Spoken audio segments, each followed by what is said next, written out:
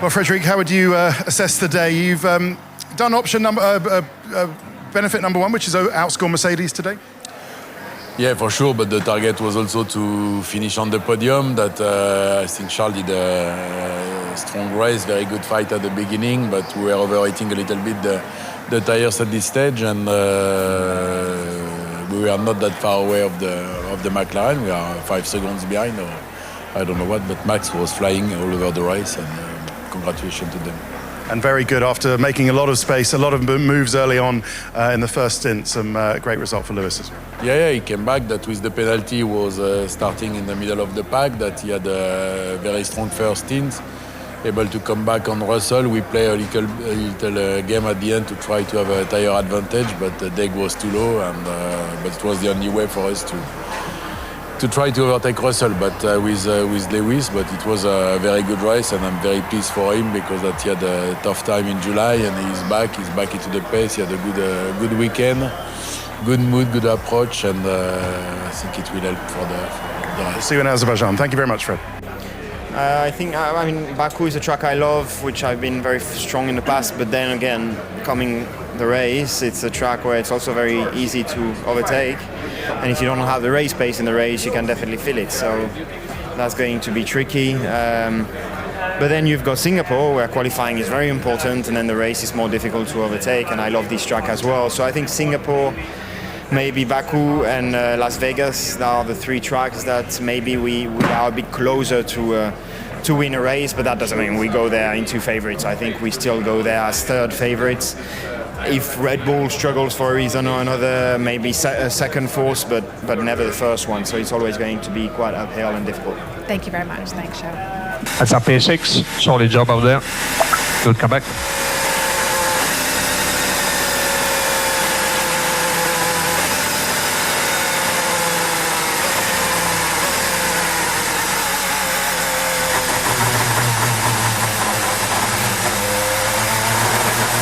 Charles, on please. Yeah, great job this weekend, guys. Solid result. Sorry, I couldn't get further up, but gave it everything. Grazie a tutti, the tifosi. Incredibile. Grazie.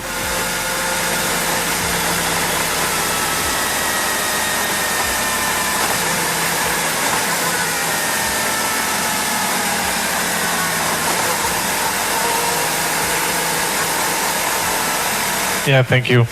And enjoy the tifosi in the lap.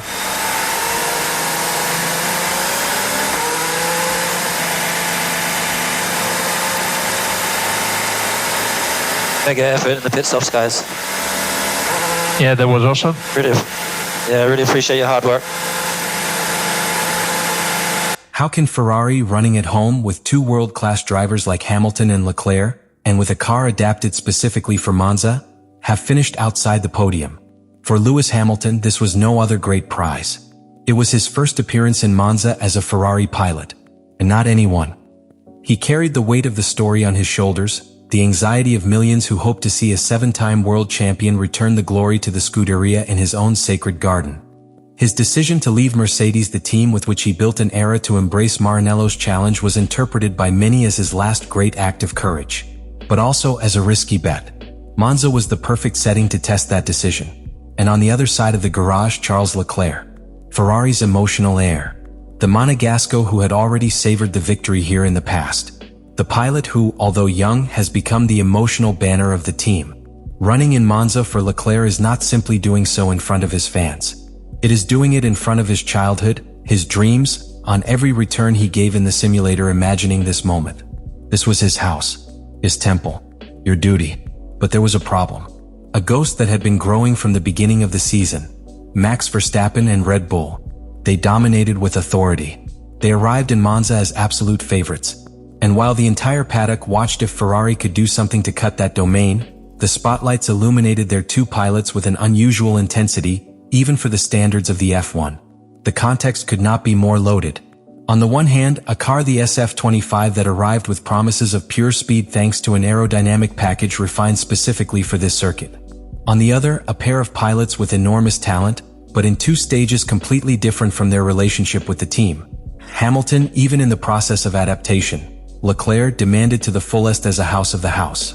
And to add more drama to the board, a penalty that would fall like a jug of cold water on Hamilton. 5 grade positions due to a previous infraction committed in Zandvoort. This would force the British to start from the 10th place, which not only complicated his career strategy, but also added pressure to his performance in a circuit where each meter counts. Thus started the weekend. The rear wing, specifically designed for Monza, was the heart of this transformation.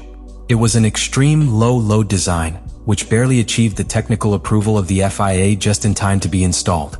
Its trimmed profile allowed to reduce the drag significantly, reducing the resistance to advance and allowing both cars to reach cut-off speeds above 350 km per hour without depending on the DRS. It was a statement of intentions. Ferrari wanted to fight in his own land as in the old days. But the price to be paid for that advantage was high. From the first laps of the free sessions, Maranello's engineers detected a worrying pattern. The car had no balance. While in line he showed imposing figures, in curves especially in the slow and strong braking such as the Rettifilo chicane or the Ascari variant, the SF25 behaved like an indomitable car. The front lacked bite, and the subwiring was constant, forcing the pilots to modify their return style after return to compensate for an unstable configuration. Charles Leclerc was the first to denounce him by radio. On more than one occasion he blocked front wheels in the first curve, a clear sign that the braking balance was not at its optimal point. In Monza, each error in braking not only compromises the return, but also generates an expansive wave that punishes the thermal stability of the tires during the rest of the stint. Ferrari was caught between two opposite realities, an incredibly fast in a straight line, but vulnerable at each point of technical inflection. For his part, Lewis Hamilton lived an even more complex roller coaster. His driving style, based on the progressivity and management of the weight of the car in curve entries, contrasted aggressively with the nervous behavior of the SF25. To adapt, the British had to modify even the motor brake mapping and change the interaction with the brake pedal to reduce subwiring. It was like learning to dance on a track that deforms at every step. The engineers tried to mitigate these defects through real-time settings from the steering wheel. They played with the differential, with the ERS energy maps, and with the braking distribution. But the setup was a puzzle of variable geometry. Each change generated an unexpected consequence in another sector of the layout. In the midst of this technical chaos, a small advantage emerged: the average tires. During Friday's long batches, the SF25 showed its best face with this compound, allowing more stable career rhythms and better traction at the exit of average curves. This discovery became the cornerstone of the career strategy for Sunday. Ferrari would bet on that tire. Not because it was perfect, but because it was the least problematic. The tension grew. Ferrari had a car capable of flying in the lines of Monza. But in return, he had lost the ability to control his curves. In a circuit that punishes as much as a reward, the line between heroism and frustration became thinner with each session. The Monza race was not just a speed test, it was a strategic judgment. A battlefield where every second of reaction counted, where every decision on the box's wall could tip the destination of the equipment. And for Ferrari, that destination was as contradictory as the car they had brought to the track. In classification, Charles Leclerc managed to shine. 4th position on the grille, just 0.2 of pole time. His return was precise, almost surgical. He extracted the maximum of SF25, especially in the sectors where the car suffered more. His performance in Q3 was qualified by the pilot himself as almost perfect. However, as many times in Monza, Saturday's perfection does not guarantee Sunday's glory. From the beginning of the race, Leclerc was aggressive but calculating. He remained among the leaders, managed his tires well and defended his position with maturity.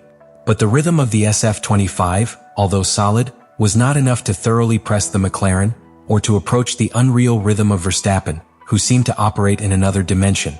The lack of real strategic options also played against him. Ferrari chose a conventional, conservative strategy, betting on a stop in the performance of the average tires. But that choice, which seemed safe on paper, resulted in a linear race, without turns, without a real opportunity for undercut or a second aggressive stop. As the laps progressed, Leclerc stabilized in the 4th position. Nor close to the podium, nor at risk of losing it. It was like running inside a glass cage, and yet that 6th final position leaves a bitter taste. Because beyond the comeback, beyond its consistency, Hamilton did not have the car to go further. It was caught in a scenario where talent could not compensate for the structural limitations of the technical package.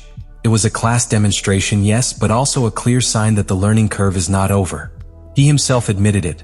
He still fails to melt completely with the SF25. The podium at home escaped. And that, for Ferrari in Monza, is not just a disappointing result. It is a wound. The big question that was floating in the paddock after the race was this. Was this result a moral victory or a tactical defeat? Because Ferrari showed a straight line, Leclerc was competitive, Hamilton starred in a class comeback. But in cold terms, they left Monza without trophies, without enough points to press in the championship, without emotional blow on their direct rivals. And in Formula One, especially in a season as tight as that of 2025, the margins are tiny. Lost opportunities do not return. Monza was one of them. Ferrari left his head up, but without the glory that his fans demand. The Scuderia showed that it can build a fast car. What he has not yet tried is that he can build an invincible team. And as long as that does not happen, not even Monza will be enough to return the crown. Monza was left behind, but the echo of his lines, the roar of his curves, and the absence of red on the podium resonates strongly throughout the world Ferrari. In a season marked by uncertainty, by aerodynamic adjustments to the limit, and a fight that is no longer 3 teams, but 6 pilots that can win on any weekend, Ferrari continues to walk that thin line between potential and frustration. The final image of this race is not a celebration.